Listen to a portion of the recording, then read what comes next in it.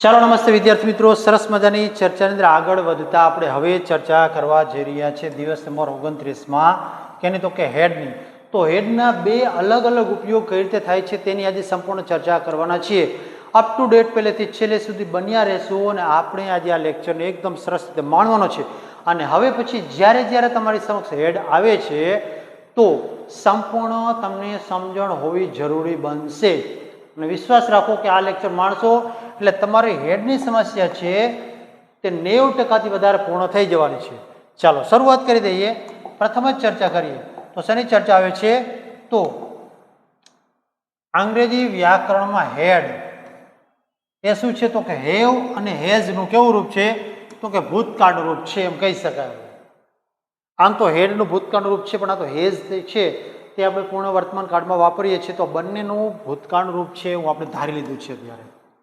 પછી તેનો ઉપયોગ મુખ્યત્વે કેટલી તો કે બે રીતે થાય છે. કઈ કઈ રીતે? તો કે માલિકી દર્શાવવા માટે અને બીજું છે પૂર્ણ ભૂતકાળ એટલે કે પાસ્ટ પરફેક્ટ ટેન્સમાં સહાયક ક્રિયાપદ તરીકે. આ બે રીતે ઉપયોગ થાય છે. એક જ્યારે માલિકી દર્શાવી હોય ત્યારે, અને બીજું એ કે પૂર્ણ ભૂતકાળની અંદર. તો આ બંનેની માહિતી મેળવીએ આપણે અને જોઈએ કે કઈ રીતે તે વપરાય છે. તો અહીંયા માલિકીના સંબંધના અર્થમાં જ્યારે વપરાય છે ત્યારે શું કીધું? માલિકી અથવા સંબંધ દર્શાવવા માટે પોઝેશન, બરાબર. તો અહીંયા જ્યારે ભૂતકાળમાં તમારી પાસે કોઈ વસ્તુ હતી અથવા સંબંધ હતો તેવું કહેવું છે તો ત્યારે આ વપરાય છે. શું? તો કે ત્યારે હેડ વપરાય છે, બરાબર. બીજું અહીંયા નિયમ શું છે? તો કે બધા જ કરતા, કોઈ સિંગલ કરતાની વાત, જેટલા કરતા છે એટલા બધા. કયા કયા? તો કે I, we, you, they, he, she, it, singular, plural, કોઈ પણ નાઉન હોય તો આ દરેકની સાથે શું આવે છે? તો કે હેડ જ આવે છે. કોઈ જ તફાવત નથી. જ્યાં દેખાય ત્યાં શું મૂકી દેવાનું? હેડ. કોઈ ફેરફાર નહીં. પછી એક્ઝામ્પલ ઉપરથી આપણને ખ્યાલ આવશે ખરેખર આવું થાય છે તો કે હા. પ્રથમ વાક્ય છે આઈ હેડ અ કાર. મારી પાસે ગાડી હતી, કાર હતી. They had a big house. તેઓની પાસે અથવા તો તેમની પાસે મોટું ઘર હતું. પછી હી હેડ મેની ફ્રેન્ડ્સ. તેને ઘણા બધા મિત્રો હતા. She had a headache yesterday. તેણીને અથવા તો તેને માથાનો દુખાવો હતો ગઈકાલે. તો અહીંયા તમે જુઓ છો દરેક કર્તાની સાથે શું વપરાયું છે? તો કે હેડ, હેડ અને હેડ. બીજી વાત જ નહીં કાંઈ. સિમ્પલ, સરળ અને મસ્ત, બરાબર. તો અહીંયા તમે જુઓ છો કે કઈ રીતે શું વપરાયેલું છે. આ બધામાં સંબંધક તરીકે વપરાયું છે. જોઈએ આગળ એના વિશેની બીજી ચર્ચા. હવે પરફેક્ટ ટેન્સની અંદર એટલે કે પાસ્ટ પરફેક્ટ ટેન્સમાં જ્યારે હેડ આવે છે તે કઈ રીતે વપરાય છે તેની. જ્યારે ભૂતકાળમાં કોઈ ક્રિયા પૂરી થઈ ગઈ હતી તેવું દર્શાવવું હોય ત્યારે હેડ વપરાય છે. ભૂતકાળમાં કોઈ ક્રિયા પૂરી થઈ ગઈ હતી તેવું દર્શાવવાનું છે આપણે, તો ત્યારે પૂર્ણ ભૂતકાળ વપરાય છે. જેનો ઉપયોગ હેડનો શું? તો કે સહાયક ક્રિયાપદ તરીકે, હેલ્પિંગ વર્બ તરીકે તેનો ઉપયોગ થાય છે, બરાબર. વાક્ય રચના છે તે કેવા પ્રકારની? તો કે કર્તા એટલે કે સબ્જેક્ટ છે, હેડ એટલે કે હેલ્પિંગ વર્બ તરીકે, આ V3 એટલે કે મુખ્ય ક્રિયાપદ છે ને ભૂતકૃદંત રૂપ જેનું કહીએ, કર્મ એટલે કે ઓબ્જેક્ટ છે અને અન્ય શબ્દો. તો આ આપણી વાક્ય રચના થશે. નોંધવાનું શું છે? તો કે આ બે બાબતની નોંધવાની છે. અને આપણે સૌથી મહત્વનું અત્યારે હેડ જે છે ક્યાં આવે છે તે જોઈ રાખવાનું છે. જોઈએ example. I had finished my work. મેં મારું કાર્ય પૂર્ણ કર્યું હતું. અહીંયા હેડ જે છે તે કોની સાથે જોડાયેલું છે? તો કે મુખ્ય ક્રિયાપદની સાથે જોડાયેલું છે, એટલે કે પૂર્ણ ભૂતકાળ દર્શાવે છે. બીજું, the train head left the station. અહીંયા હેડ અને લેફ્ટ આ છે આપણું હેડ અને તેની સાથે વપરાયેલું V3 નું રૂપ. વી હેડ ઓલરેડી ઇટન. અહીંયા તમે જુઓ છો કે આ જગ્યાએ ઇટન છે તેને આ પ્રતિપાદિત કરે છે. અમે પહેલાથી જ જમી લીધું હતું, આ અર્થમાં. તો અહીંયા પૂર્ણ કાળની વાત છે ત્યારે કઈ રીતે વપરાય છે તે આપણે જોયું છે. ચાલો આના કેટલાક એક્ઝામ્પલ જોઈએ એટલે ખ્યાલ આવશે આપણને. આઈ હેડ એન અમ્બ્રેલા, મારી પાસે એક છત્રી હતી, બરાબર, છત્રી હતી. પછી વી હેડ અ હોલિડે યસ્ટરડે, અમારે ગઈકાલે રજાનો દિવસ હતો. She had long hair in childhood, તેણીને બાળપણમાં લાંબા વાળ હતા. તો આ રીતે તે વપરાય છે. પછી they had no money at that time, તેઓની પાસે તે સમયે પૈસા ન હતા. I had reached home before it rained, વરસાદ ચાલુ થયો તેના પહેલા અમે ઘરે પહોંચી ગયા હતા. તો આ જે છે આના પહેલા આ ક્રિયા ઘટી ગઈ છે, બની જાય છે તેવું દર્શાવ્યું છે. પછી he had already left when I called him, મેં જ્યારે તેને કોલ કર્યો, ફોન કર્યો ત્યારે તે જઈ ચૂક્યા હતા. પછી the doctor arrived after the patient died, doctor આવ્યા ખરા ક્યારે, તો કે પેશન્ટ છે તે મૃત્યુ પામ્યું ત્યારે. we had seen this movie before, અમે આ મૂવી આના પહેલા પણ જોયેલી હતી, બરાબર. તો આ રીતે કઈ રીતે વપરાય છે તે જરા આપણે નોંધીને યાદ રાખીશું.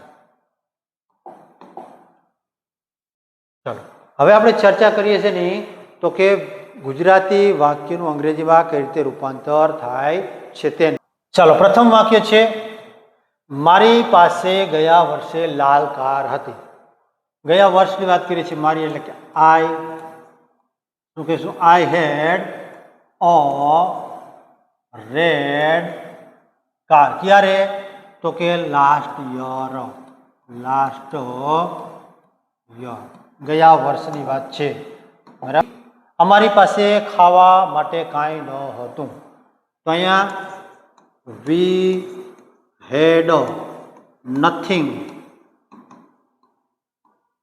ટુ ઈટ, અમારી પાસે ખાવા માટે કાંઈ ન હતું. પછીનું વાક્ય, રાહુલને ગઈકાલે તાવ હતો. તો શું કહીશું કે રાહુલ, પછી આવશે હેડ, રાહુલ હેડ ફીવર, રાહુલ હેડ ફીવર ક્યારે, તો કે ગઈકાલે એટલે કે લાસ્ટ, ગઈકાલે એટલે લાસ્ટની પણ શું આવશે, યસ્ટરડે, યસ્ટરડે, બરાબર. પછી શું તારી પાસે મારી ચોપડી હતી, વાક્ય કેવું છે તો કે પ્રશ્નાર્થ. તો આપણે હેડને આગળ લઈશું, આપણે હેડ યુ, તારી પાસે, બરાબર, હેડ યુ માય બુક, શું તારી પાસે મારી બુક હતી, આ પ્રમાણે. પછી મેં મારું હોમવર્ક કરી લીધું હતું. મેં એટલે કે આઈ હેડ હોમવર્કની વાત કરી છે, કરી લીધું હતું, તો finished, I had finished my homework, બરાબર, આ પ્રમાણે. ચલો તો આ છે આપણા સરસ મજાના વાક્યો, અને આનાથી આગળ વધીએ અને ચર્ચા કરીએ. તો બીજા વાક્ય છે તેને જોઈએ આગળ. પ્રથમ વાક્યમાં મમ્મીએ રસોઈ બનાવી લીધી હતી. તો શું કહીશું કે મમ્મી એટલે કે મધર હેડ કુકડ ફૂડ, મધર હેડ કુકડ ફૂડ. પછી તેણે મને ફોન કર્યો ન હતો, નેગેટિવ સેન્ટેન્સ છે, તો આપણે શું કહીશું, તેણે એટલે કે he had not called me, he had not called me. પછીનું વાક્ય, અમારી પાસે પૂરતો સમય હતો. વી કેમ થાય છે, વી અમારી એટલે કે વી હેડ ઇનફ, વી હેડ ઇનફ ટાઈમ, અમારી પાસે પૂરતો સમય હતો. પછી નંબર એના પછીનું છે તેનું શું કીધું, તેમને એટલે કે ધેય, ધેય હેડ આવ્યું એટલે કેમ, ધે હેડ કેમ એન આઈડિયા, બરાબર, તેઓને એક વિચાર આવ્યો હતો. પછી અમારે મીટિંગ હતી. તો શું કહીશું વી હેડ a meeting. V head a meeting. બરાબર. ચાલો, તો આ છે આપણા સરસ મજાના વાક્યો. અને આ પ્રમાણે પૂર્ણકાળના સંબંધક તરીકે અને પૂર્ણ ભૂતકાળના વાક્ય જે છે તેનું આપણે ટ્રાન્સલેશન કર્યું. હવે ચર્ચા કરીએ આજની જ્ઞાનની ગંગા.